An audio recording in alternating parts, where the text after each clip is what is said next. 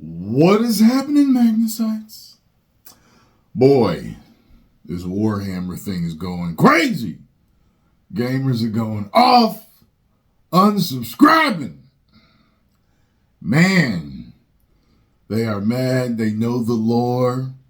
They're being told that things were the way they were years ago, the way they are now, but they weren't. They were different. And they're like, you're lying! So, the battle for Warhammer has begun. And I even heard that Henry Cavill is not dealing with this too well. He ain't cool with it. And there's rumors saying that. And there's rumors saying that they're trying to apply it to his Warhammer project. And he ain't down with it. So check this out. Here we go.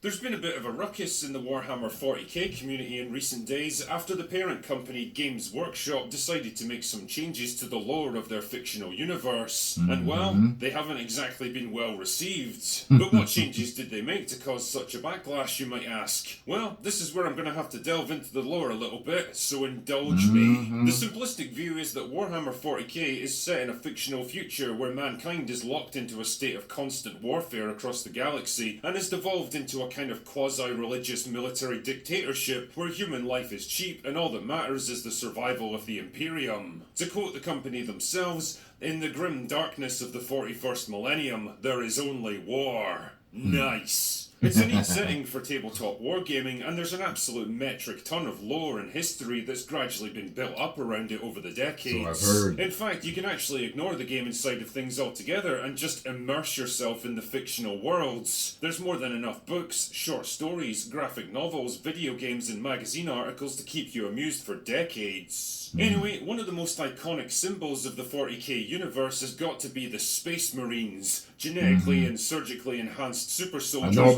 in power armor that are deployed to the most critical war zones across the galaxy. They're the very apex of human warfare, and the elite amongst them are the custodes, the personal bodyguards of the Emperor of Mankind. In short, these are not guys with whom to fuck. Now, there's a lot of lore surrounding the Space Marines and the Custodes themselves, how they're created and how they function, but one of the most fundamental aspects of their creation is that they're all male. Hence the reason they're all referred to as battle brothers. I know, right? And from what I understand, there's like several other female factions, like only female factions, like the Sisters of Silence. I'm starting to pick it up watching the different videos that are talking about it, and I'm just like, so why would they change it? It makes no sense.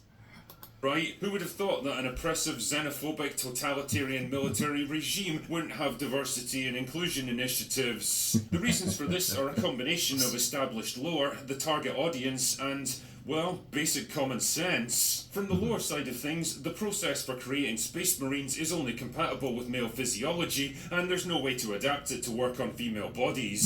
The super advanced technology used to do it is barely even understood by this point in history, and to be honest, there's never been a whole lot of incentive to pursue it because, well, what's the point? Only the strongest, toughest, and most resilient individuals can even hope to survive the process of being turned into a Space Marine, much less a custodes. To put it into context, less than a fraction of 1% of the population would even be considered as candidates, which pretty much rules women out of the equation, so it always seemed like a question that basically answered itself. And if I had to guess, I'd say a lot of this probably comes down to Games Workshop having a solid understanding of their target audience and what they like. Because, how can I put this? Not all that many girls are into tabletop wargaming.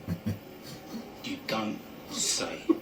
There's some, for sure. I'm not taking anything away from them. But generally, if I had to pick the people who are most likely to be into things like Warhammer, well, it's going to be guys like this. And for a good 30 years or so, everyone seemed pretty happy with that state of affairs. The problem is that Warhammer started to get popular, really popular, and so it was only a matter of time before it attracted the attention of modern audiences. Not tabletop gamers playing today, of course, or even just women who happen to enjoy the hobby, but instead activists who totally don't give a shit about anything to do with 40k, but just want to score another little victory in the endless war to dominate every single aspect of entertainment and culture. The push to make the world of 40k more diverse and inclusive has been going on for a while now, and one of the big objectives they've been gunning for is female space marines. Because truly, what woman doesn't want to see herself represented as a psychopathic 8-foot-tall genetically engineered killing machine? It doesn't matter to these people that 30 years of lore says it can't be done. It doesn't matter that most actual gamers don't want to see it happen. It doesn't matter that there's already entire armies of female-only soldiers specifically created to give women more of a presence in the game worlds. All that matters is winning, breaking down another barrier, homogenizing and blending everything together into an indistinguishable grey sludge of inclusion, gleefully taking another treasured thing away from their enemies so they can gloat about it and push for even greater victories next time. It's sad. And a few days ago, they moved one step closer to their goal with the release of a new rulebook from Games Workshop, where it...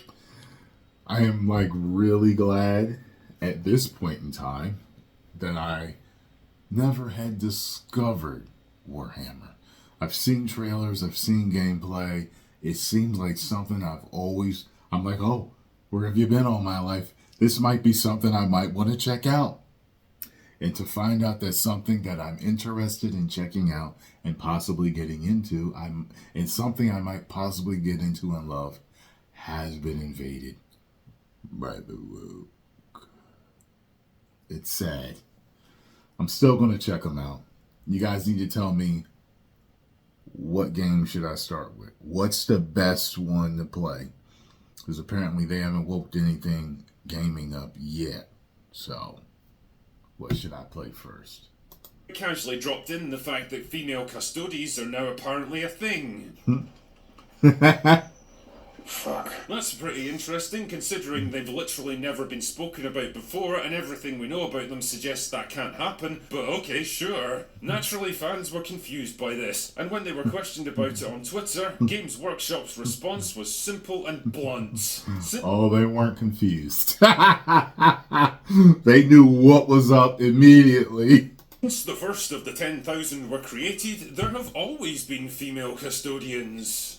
Liar! I can't help thinking that you guys are trying to do a bit of rewriting of history here. I can't help thinking that you've finally started to bow to pressure from modern audiences, and you were almost certainly encouraged to do this by a sudden infusion of investment money from BlackRock.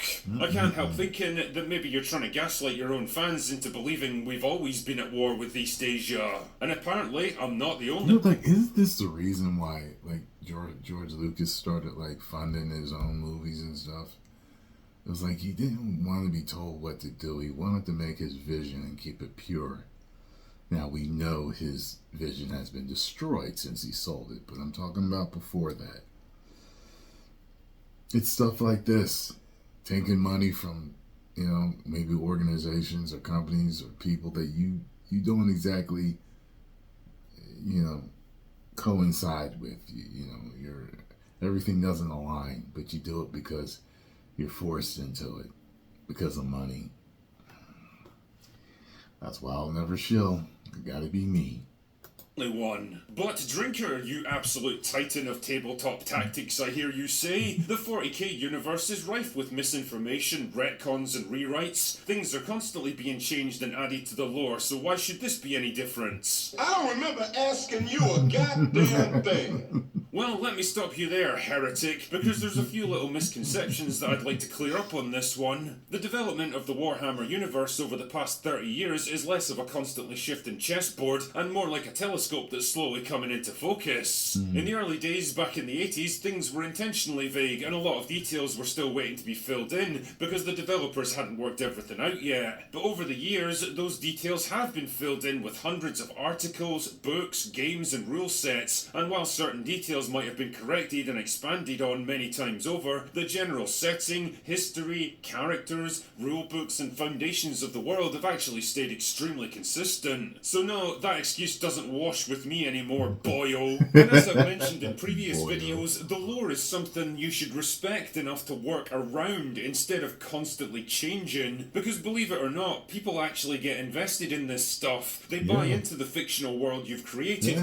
and the more you fuck with that, the more difficult you make it for those people to stay invested, because they know that at any moment, some prick might decide to completely rewrite it to suit their own selfish bullshit needs. But Drinker, it's just one little change. Why do you care so much if there's female custodes? That's an interesting question, but here's an even better one. Why did you care so much that there weren't female custodes? Why did it bother you so much that you've spent years complaining about it? Why do you feel so strongly that this thing must be changed? And why do you get so defensive when people question you about it? As heel versus babyface so correctly observed, it's really easy to ask the old, why do you care so much question once you've gotten what you want. It's easy to defend the status quo once the status quo has been changed to suit your demands, until of course you've decided that it has to change again, in which case you certainly will care about this stuff again. And make no mistake, they will demand that more things be changed to suit them, and I guess that's the real crux of this argument here. It's the reason Warhammer fans are pushing back so loudly against it. It's not just what the change is, although that's pretty bad all by itself, but it's what it represents that's the bigger issue. It's the sacrifice of artistic freedom on the altar of identity politics. That's what it is. Like, a lot of times, you know, people are fighting over this stuff, and it's the principle behind it about what they're doing. Because, you know, the fandom of entertainment has always loved these characters. Whether they were white, black, anything in between, whether they were male or female, it didn't matter. As long as they were written well and they were a great character. But once they saw that people were changing things just for some to check a box or to virtue signal, it's like, what are you doing? This makes no sense to change these beloved tales that we escape to get away from a lot of this garbage world that we live in. You're bringing the garbage to where we go to relax? No one wants to smell trash while they're trying to relax. This right here, boys and girls, is the thin edge of the wedge. It's the first little crack in the dam that'll eventually become a gaping hole. Because here's the thing, the moment you make any concession, no matter how tiny, you've already given the game away. You've made it known that you're prepared to bow down to their demands if they put enough pressure on you. And so inevitably, their demands are never going to end. They'll literally never be happy, because there's always going to be some other thing, some other piece of problematic lore, some other rule or exclusionary detail that has to be altered to comply with their constantly evolving demands, and all in the name of inclusion and diversity. Because these people don't care about your hobby, they don't care about integrating into a community of like-minded individuals. All they care about is that the community bends and reshapes itself to suit them, until eventually they bend it so much that it breaks. People like that are complete and utter poison for any hobby, any fandom, any franchise. All they ever manage to do is stir up conflict, resentment, and division, driving people away and turning fans against the very company that tries to pander to them. Because their very reason for existing is to undermine and destroy the thing they claim that they're trying to save. And if you've got any common sense whatsoever, or any love for the fandom that you're so passionate about, you'll think very carefully before bending the knee to them. Anyway, that's all I've got for today. Finally got my minigun moment. Oh, man.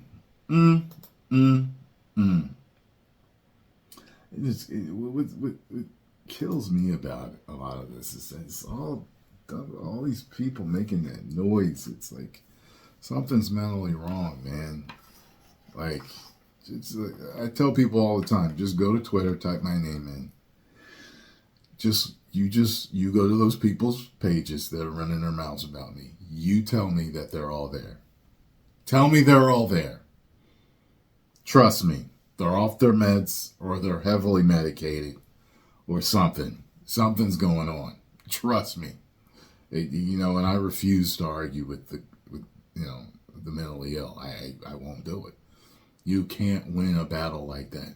Or why fight it? I ignore the mentally ill. And they get mad when I block them too. They get mad. He blocked me. He didn't even have nothing to say back. I can't argue with mental illness. There's a saying out there, the crazy don't know that they're crazy. The people that are really crazy, the dude who comes up in the club, I'm crazy, I'll kill everybody in here. He's not really crazy. He's, he might not be bluffing, but he's a little unhinged, but he's not, he's just trying to be tough. The real people that are crazy are the ones that they don't know they're off. That's the problem. They don't even know that something's wrong with them. You know what I mean? And it's, that's a difficult barrier to, that's why I choose ignoring. I won't, people that back away, don't look them in the eye, just go the other way, don't say nothing. Don't even interact with the mentally ill.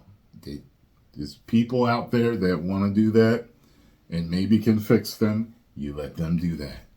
Okay? And all this mental illness is jumping into everything we love. And it's a long road ahead, but there are some signs that everything's going to be okay eventually. Post comments down below. Let me know what you all thought. Get on over to the Drinker. Subscribe. Tell them Tyrone Magnus sent you. 10 million subscribers. Woo!